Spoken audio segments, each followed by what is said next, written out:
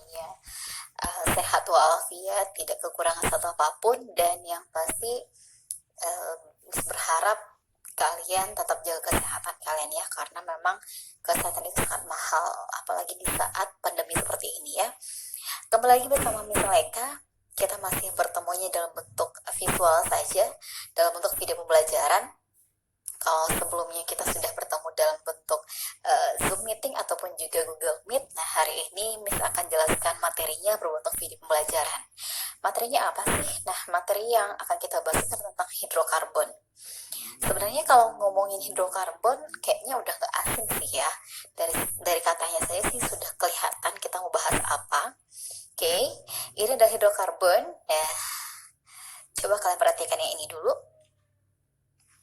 Oke, nah pasti pernah dong ya bakar sate, barbekyuan gitu kan di awal apa sih, di awal tahun atau pergantian tahun, itu pasti udah sesuatu yang lumrah. Nah, saat kita melakukan barbekyuan, kita bakar sate, bakar jagung, terus membakarnya dalam waktu yang lama, pasti akan terjadi perubahan warna pada bahan ataupun makanan yang kita bakar tadi. Nah, akan ada warna hitam yang muncul pada makanan tadi. Warna hitam itu adalah arang atau yang kita sebut sebagai karbon. Nah, jadi karbon itu sendiri sebenarnya tuh ada di sekitar kita, ya. Yang pastinya dalam protein itu ada karbohidrat. Ternyata juga dalam bensin yang kita gunakan kalau misalnya kalian menggunakan kendaraan bermotor, terus juga di gas alam juga ada LPG yang digunakan oleh orang tua di rumah, mamanya di rumah menggunakan LPG, itu juga punya senyawa karbon. Terus juga dalam batu bara, dalam keras apalagi nih ya, kalau kita bakar kertas itu udah langsung ketahuan, oh ini ada karbon. Kenapa? Karena dia langsung jadi abu ya. Nah, itu adalah contoh-contoh produk ataupun bahan yang mengandung karbon. Oke. Nah, ini adalah reaksi-reaksi kimia yang sering kita jumpai dalam kehidupan sehari-hari. Nah, reaksi kimia ini ternyata memiliki senyawa karbon di dalamnya. Yang pertama ini adalah pengelasan, proses pengelasan, itu bisa pengelasan besi ataupun yang lainnya.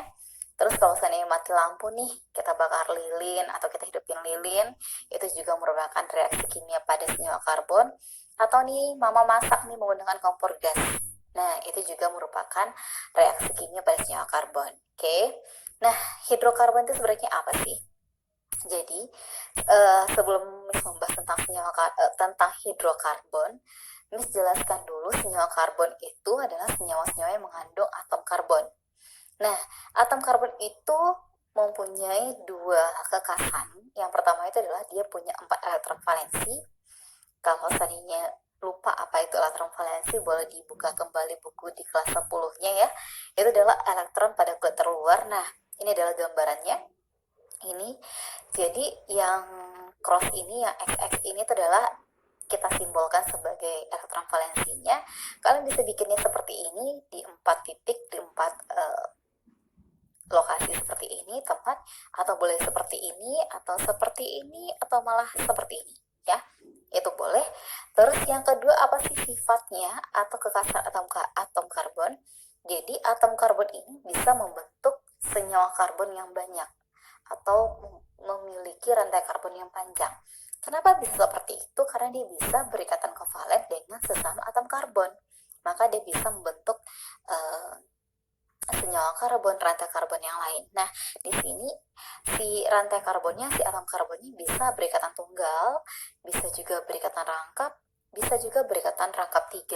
Nah, kalau mau ngomongin ikatan tunggal, ikatan rangkap 2, ikatan rangkap 3, kalau seandainya nggak tahu ini apa, seperti tadi, Miss anjurkan kalian buka kembali buku kelas 10-nya, buku catatannya tentang ikatan kimia. Oke? Nah, senyawa hidrokarbon itu apa? Jadi hidrokarbon itu adalah senyawa yang terdiri atas atom hidrogen dan juga atom karbon. Nah, secara garis besar, hidrokarbon itu kita kelompokkan menjadi 2 bagian.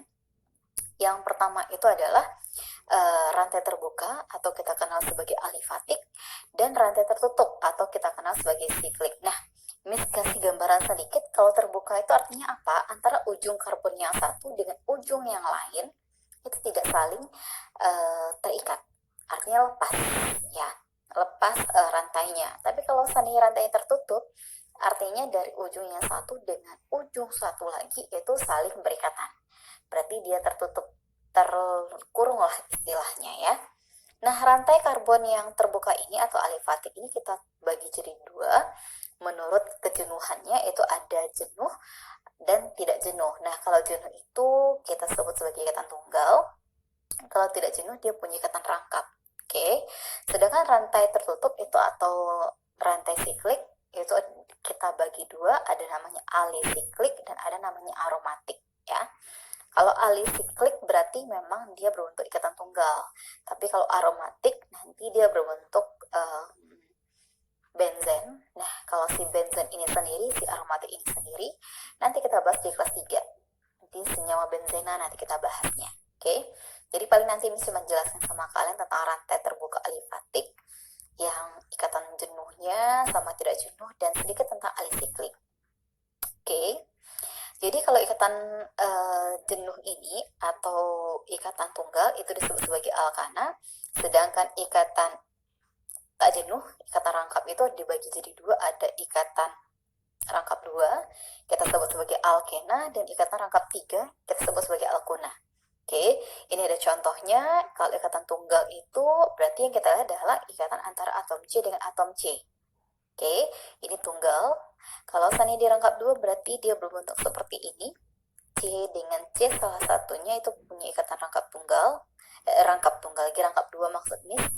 Terus kalau seandainya dia alkuna terangkap 3, dia punya ikatan rangkap 3 minimal 1 dalam rantai karbonnya. Oke. Nah, untuk alisiklik ini contohnya ya, siklobutana di sini ini yang Miss bilang tadi, ujung yang satu dengan ujung yang lainnya itu saling berikatan nih. Jadi nggak ada nih yang terputus di sini. Oke. Kalau benzena ini nanti dia punya apa ya? Punya nanti di sini itu 3 ikatan rangkap yang nanti selang-seling. Untuk lebih lengkapnya kita jelaskannya nanti di ini aja. Di mana namanya? Di kelas 3 aja nanti ya, di senyawa benzena. Oke, kita masuk ke materi berikutnya. Itu adalah tentang si alkana. Tadi kan sudah kita jelaskan tuh, hidrokarbon itu ada 2, ada yang terbuka, ada yang tertutup. Terus si terbuka ini kita bagi lagi jadi 2 berdasarkan kejenuhannya. Ada yang jenuh, ada yang tidak jenuh. Nah, yang jenuh ini disebut sebagai alkana. Nah, ini mau kita bahas lebih detail. Jadi, sebelum bahas apa alkana, coba perhatikan dulu deret homolog dari alkana. Nah, coba ini ada rumus molekulnya, ini ada nama senyawanya. Kalau saya rumus molekulnya adalah CH4, nah namanya adalah metana. Kalau C2H6 itu adalah etana, begitu selanjutnya. Nah, dari sini coba kalian perhatikan selisih antara atom C dengan atom H-nya berapa ya. Terus apa sih ciri-ciri dari nama keluarga si alkana ini? Oke, kita lanjut ke slide berikutnya. Jadi, alkana ini, tata nama senyawa alkana itu mengikuti kaidah tata nama IUPAC dengan memberikan akhiran ana bagi seluruh nama senyawa alkana. Kayak tadi, metana, etana, propana, butana, itu semua diberi akhiran ana. Oke. Nah, perhatikan kaidah berikut untuk penamaan senyawa alkana rantai lurus. Oke, jadi kalian perhatikan yang ini. Jadi kalau seni rantainya lurus, ini aja yang kalian perhatikan, harus lurus, nggak boleh bercabang. Oke, jadi nama alkana tergantung dari jumlah atom C-nya. Kalau seandainya C-nya 6, berarti namanya heksa.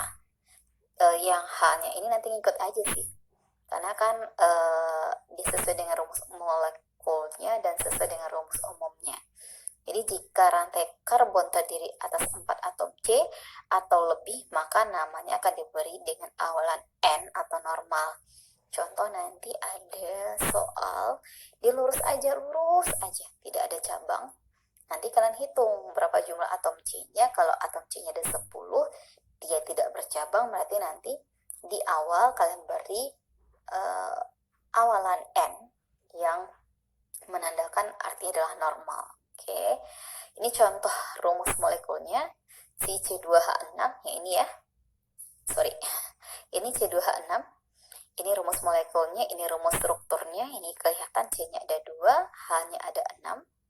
Oke, dan namanya adalah etana. Lanjut. Nah, sini bisa kita simpulkan bahwa kalau kita lihat tadi antara si metana dengan etana itu punya perbedaan selisih atom C dan atom H-nya itu adalah C-nya 1, H-nya itu beda 2 ya. Jadi di sini bisa kita bikin rumus umumnya adalah CnH2n tambah 2, di mana antara suku 1 dengan suku berikutnya punya selisih CH2. Terus nama IUPAC untuk golongan alkana selalu kita akhiri dengan nama anan. Oke, terus dalam rumus strukturnya ikatan antara atom C yang satu dengan atom C yang lainnya berikatan tunggal. Oke, itu kalau seandainya tadi yang lurus kan kita cuma tinggal hitung saja atom C-nya ada berapa. Yang agak susah itu kalau seandainya dia adalah alkana yang bercabang. Nah, yang pertama yang harus kalian tahu itu adalah kalian harus tahu dulu rantai terpanjang yang mengandung gugus fungsi sebagai rantai utama atau rantai induknya. Jadi kalian harus tahu dulu mana yang rantai terpanjangnya. Itu nanti yang kita jadikan sebagai rantai utama atau rantai induk. Oke, terus penomoran dari ujung dekat cabang atau dekat yang gugus fungsi jika memiliki gugus fungsi. Nah, kalau di sini kan nggak ada gugus fungsinya. Jadi gugus fungsi itu adalah yang membedakan fungsi antara satu dengan yang lainnya. Kalau si alkana kan sama aja tuh antara atom C yang satu dengan atom C yang kedua, yang ketiga, ikatannya sama-sama tunggal. Jadi nggak ada yang lebih dominan di sana. Semuanya sama, makanya lebih kita lihat dari cabangnya saja. Yang ketiga, cabang itu memiliki rumusnya adalah CnH2n kurang 1. Terus nama cabang nanti itu diberi akhiran il. Contohnya CH3 nanti jadinya adalah metil. Kalau seandainya C2H5 jadi adalah etil. Oke.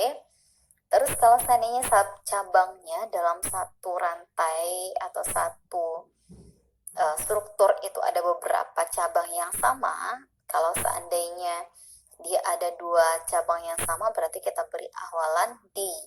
Misalkan metilnya ada 2, ada 3, berarti kita beri awalan di. Kalau seandainya 3 yang sama berarti diberi awalan tri. Kalau 4 itu diberi awalan tetra, kalau 5 diberi awalan penta, dan yang kalau 6 diberi awalan heksa. Oke. Lanjut, kalau seandainya cabangnya tidak sama, tapi dia punya beberapa cabang, ada etil di dalamnya, ada metil, ada propil. Nah, kita harus sesuaikan dengan abjad. Oke, misalkan ada etil, ada metil, lebih dulu E ketimbang M ya dalam abjad. Lanjut, jadi cara pembuatannya atau penamaannya adalah kita bikin dari nomor cabang duluan, habis itu nama cabangnya, habis itu nama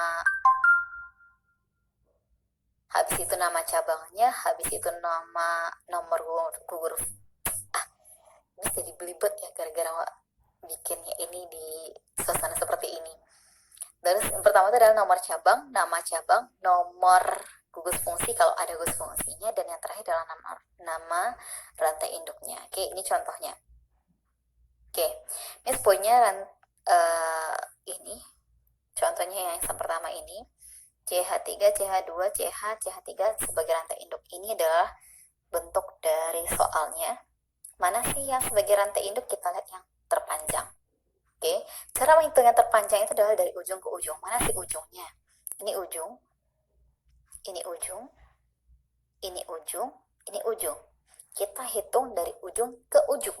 Jadi, hitung dari sini dulu. Kalau dia ujung yang satu ini, CH3 ke ujung satu lagi yang di sini. Kalau dia lurus saja, itu jumlah atom C kita adalah 4. Tapi kalau seandainya atas ke bawah, jumlah atom C kita cuma 3. Atau dari sini 1, 2, 3, pengennya ke bawah boleh 4 juga, ke atas juga 4.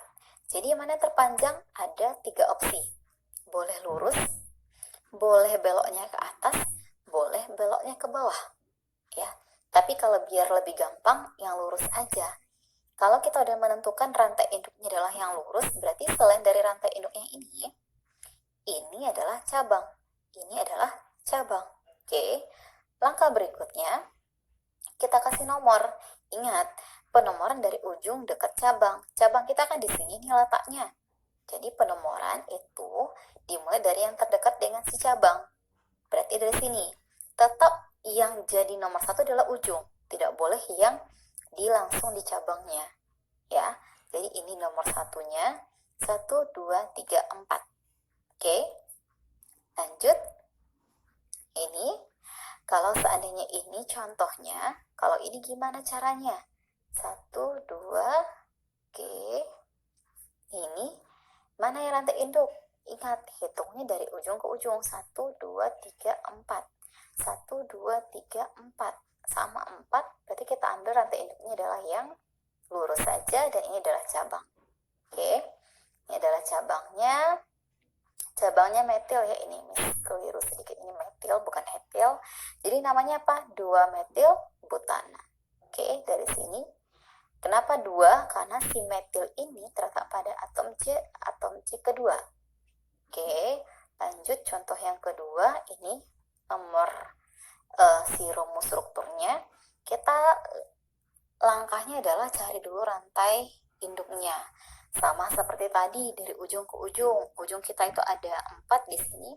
Ini 1, ini yang kedua, ini yang ketiga, ini yang keempat. Oke. Nah, mana yang jadi rantai induknya? Kita hitung dulu. Ini CH3 ya. Ada sedikit kekeliruan di sini. Ini CH3. Jadi 1, 2, 3, 4, 5. Kalau lurus aja 5. 1, 2, 3, 4, 5. Oh, sama 5. 1, 2, 3, 4, 5. Karena semuanya yang terpanjang cuma ada 5, berarti kita ambil yang lurus saja. Oke, jadi ini sebagai rantai induknya. Terus ini sebagai cabang. Ini cabang, ini cabang. Ini nggak boleh digabung. Kenapa? Karena emang dia terpisah. Satunya terikat di C kedua, yang satunya terikat di C ketiga. Lalu penomoran dari mana? Mana yang terdekat dengan cabang? Tentu dari kiri. Ya, 1, 2, 3, 4, 5. Berarti CH3-nya itu terletak di nomor kedua, dan C2H5, ini C-nya ada 2 ya, kalau kita totalkan hanya ada 5. Nah, C2H5 itu terletak pada pada atom C ketiga. Maka namanya apa? Ada etil, ada metil, mana duluan? Tentu si etil duluan. Berarti 3 etil, 2 metil, berapa atom C-nya pada rantai induk? Ada 5, berarti metil pentana. Oke, kita berikan contoh yang ketiga. Nah, contoh yang ketiga itu ada nama duluan, baru nanti diminta adalah rumus strukturnya. Namanya adalah 3,3 dietil, 2,2,5 trimetil heptana.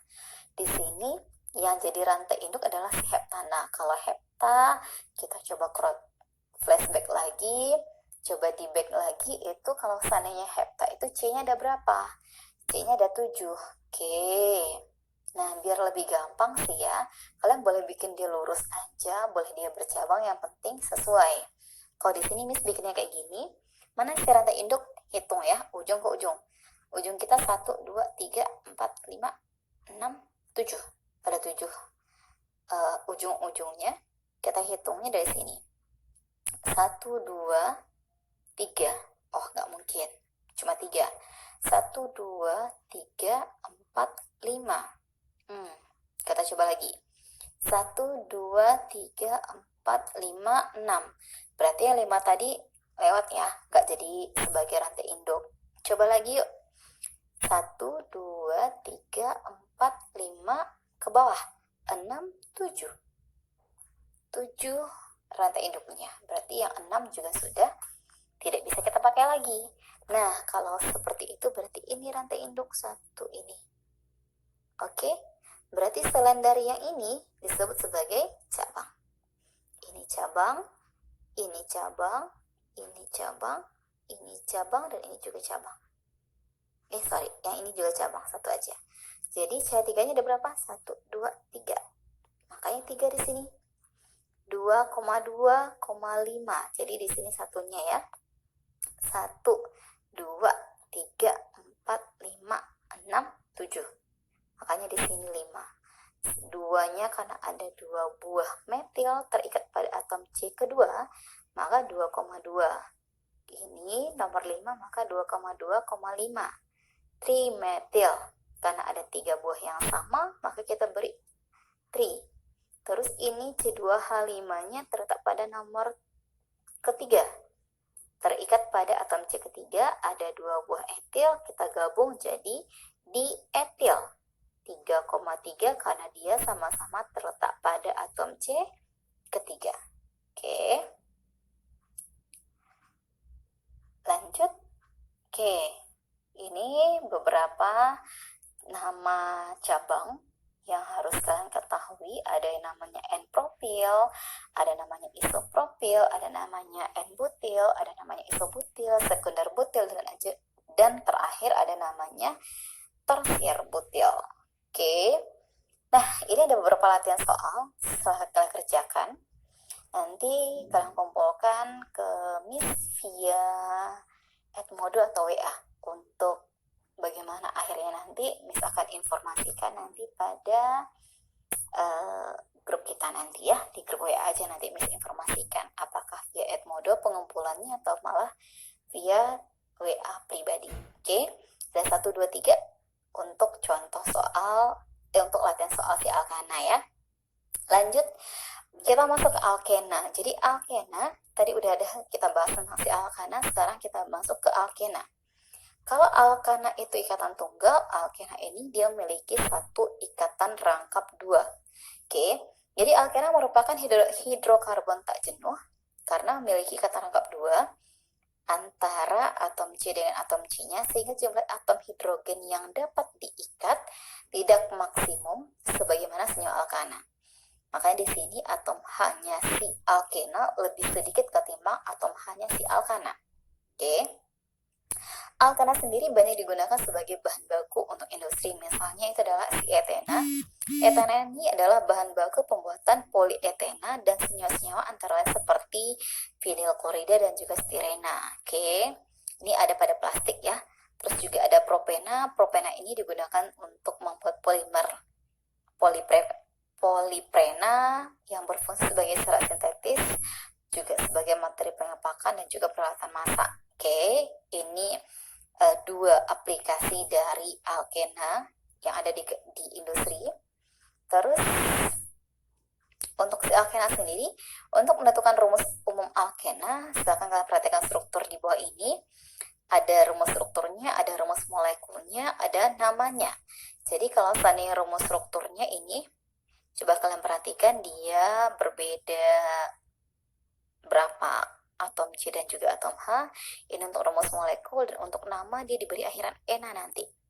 Jadi dari sini kita dapatkan kesimpulan bahwa untuk rumus umum si alkena itu adalah CnH2n.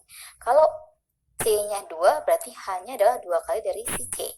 Kalau C-nya 3 berarti H-nya adalah 2 kali dari si C. Sama seperti yang lainnya. Makanya CnH2n. Oke. Untuk penamaan tata nama alkena, yang pertama adalah tentukan rantai terpanjangnya dulu sebagai rantai induk. Sama lah ya kayak yang si alkana. Bedanya apa? Kalau si alkena punya gugus fungsi. Apa fungsinya? Ini si rangkap. Oke, jadi dalam si alkena ataupun nanti di alkona, rantai induknya itu adalah rantai terpanjang yang punya ikatan rangkap. Kalau dia panjang tapi nggak punya ikatan rangkap, berarti dia tidak bisa kita jadikan sebagai rantai induk dalam alkena. Ya, jadi syarat untuk menjadikan struktur ini atau rumus struktur ini dalam bentuk ikatan dalam bentuk rantai induk itu harus punya ikatan rangkap di dalamnya. Makanya ini kita ambil. Oke, ini kita ambil. Ini nggak boleh kayak gini. Kenapa? Ininya nggak masuk. Dia harus masuk dalam bentuk rantai induk. Oke. Terus ini penomoran pada atom C pada rantai induk. Nah, penomorannya itu dimulai dari salah satu ujung rantai induk sampai yang si C punya ikatan rangkap itu dapat nomor yang paling kecil. Jadi pedoman kita adalah rangkapnya dulu. Kalau seandainya si alkana, pedoman kita adalah si cabang. Kalau pada si alkena, itu yang jadi pedoman kita adalah rangkap. Nah, di sini kebetulan rantai induk kita kan ada 4 nih, sama 1, 2 ada rangkap. Dari kanan pun 1, 2 juga ada rangkap. Nah, mana yang kita jadikan sebagai penomoran? Karena dia sama nih, berarti ada pedoman lain atau ada indikator lain yang kita jadikan sebagai penentu penomoran. Itu adalah cabang. Makanya dari kiri. Karena kalau dari kanan 1, 2, 3 baru ada cabang.